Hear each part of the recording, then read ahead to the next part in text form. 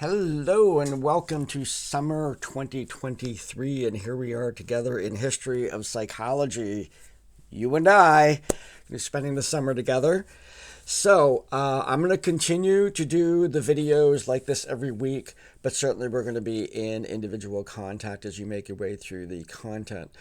What I'll do with these videos every week is introduce what the expectations are for this week. We're going to be going through each one of the chapters, each one of the weeks, just like we would in a regular class, and to review some of the materials online and get started on the pace of getting these things done. So let's take a look at Brightspace here. What we have is the course. As you see it, there's going to be of course, the video is going to be sitting right there, the video I'm recording right now. As with all of my classes, you head over here to the content section and the overview in the syllabus right here. You get the information on the class.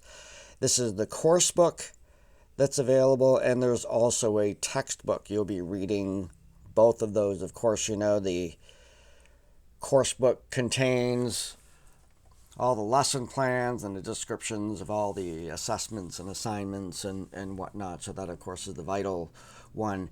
It refers to and does take material from the history book. That's much more broad. And so make sure for the full experience of this class that you read both of those books. So we head down to support resources here. All of this is all the same from all the other classes. And here's the syllabus for this summer. You go through that, we can see going through the whole course book here, and we get down, and of course doing the discussions, we're at 25%. The chapter quizzes and assignments are 50%. Then there's a timeline assignment, and then there's an article review. Those are the two special assignments that are a part of this class, and so we will be working together to determine those. Then at this point, we can pretty much go over to the course timeline. And what we have here is every week what you're going to be doing. So you just click on the discussion, click on the quiz. That brings you right there. And then we'll see the article review special assignment is due July 2nd. And the timeline special assignment is due August 6th, bringing us right to the end of the semester.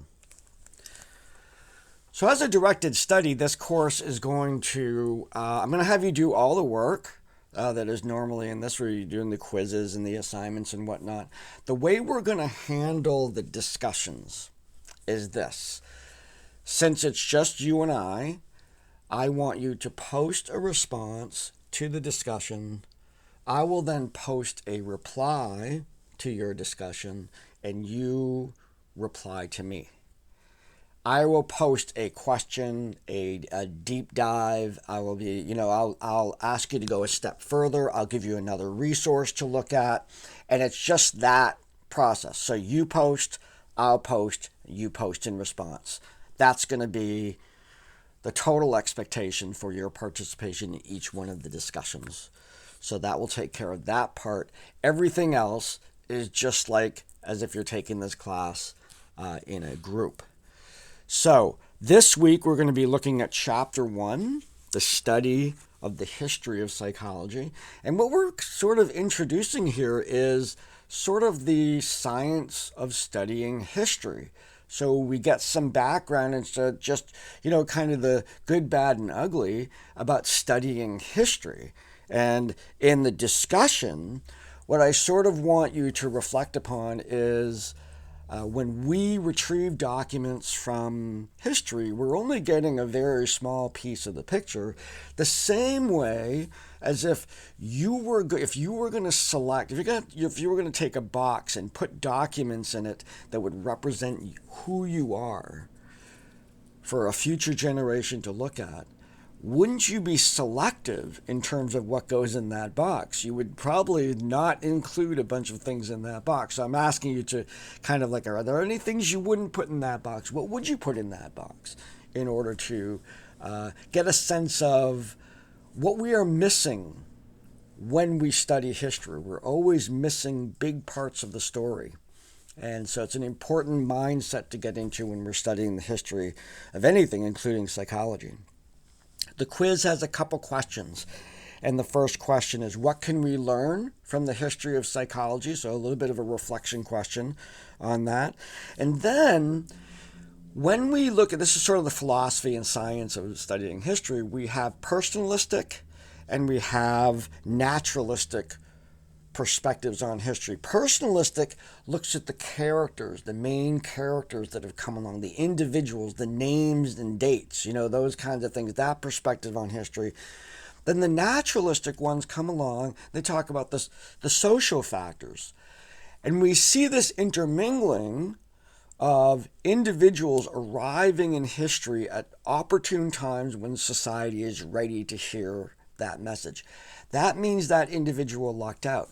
That means that it might be that in some time in the past, a person had a similar idea, but society wasn't really ready for it. We're going to talk a little bit about that when we talk about Freud's initial work and how his world was not ready to hear that yet. And it set us back, and it certainly set Freud down a very different path. So I'm asking you to describe those two fundamental approaches to understanding the two components of history, and then how does that contribute to the notion of simultaneous discovery? And so when two individuals in disparate parts of the world come to the same conclusion, which one of those is really at play? So it's a critical thinking question and also a definition question in that. So that represents our first week. If you have any questions, send an email. Use the discussion board, the question and answer discussion board. It's just you and I, so that's as good, if not better, than sending me an email with questions. And remember, we can meet. We'll probably meet for our other class as well, and so I'm certainly available to do that. So we launch into this course. I wish you the best of luck with this. You certainly can do this, and have a great day. And it's beautiful outside, so hopefully we can get outside and still have a relaxing summer, even though we're engaged in this learning process. So take care, and I'll see you next time.